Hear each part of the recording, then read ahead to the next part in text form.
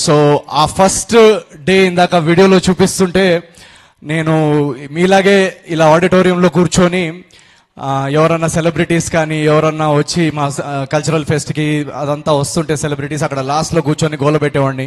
నేను ఇందాక చెప్పినట్టు మీలాగే ఇంజనీర్ని. సో మా పేరెంట్స్కి ఏంటంటే ఒక డిసప్పాయింట్మెంట్ ఉండేది. ఎన్ఐటీలో ఇంజనీరింగ్ చేసి జాబ్ మానేసి బెంగళూరుకి వెళ్ళి థియేటర్లో ప్లేస్ చేయడానికి ట్రై చేస్తున్నాడు ఏంటి, బాంబేలో ఆడిషన్స్ ఇస్తున్నాడు ఏంటి అని ఒక మధ్యతరగతి కుటుంబాల్లో ఎలా ఉంటుందంటే ఒక భయము, ఒక నిరాశ, ఒక వెరీ వెరీ సాడ్ ఫేజ్ ఉంటుంది అది లైఫ్లో. అందరూ పక్కన వాళ్ళందరూ గ్రో అవుతూ ఉంటారు.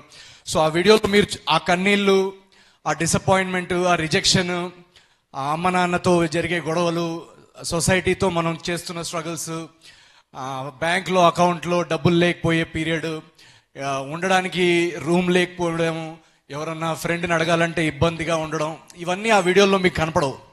సో ఆ ఏవీలో దాని తర్వాత పాత్ మాత్రమే కట్ చేసి పెడతారు. సో ఇది మీకు మీరు ఎందుకు షేర్ చేస్తున్నానంటే ఆ డార్క్ ఫేజ్లో, డార్క్ ఫేజ్ అని నేను అన్నారు, ఇప్పటికీ నా లైఫ్లో అది బెస్ట్ ఫేజ్ అని నేను అంటాను. ఎందుకంటే ఇన్ 2 minutes నేను దానికి ఆన్సర్ చెప్తాను.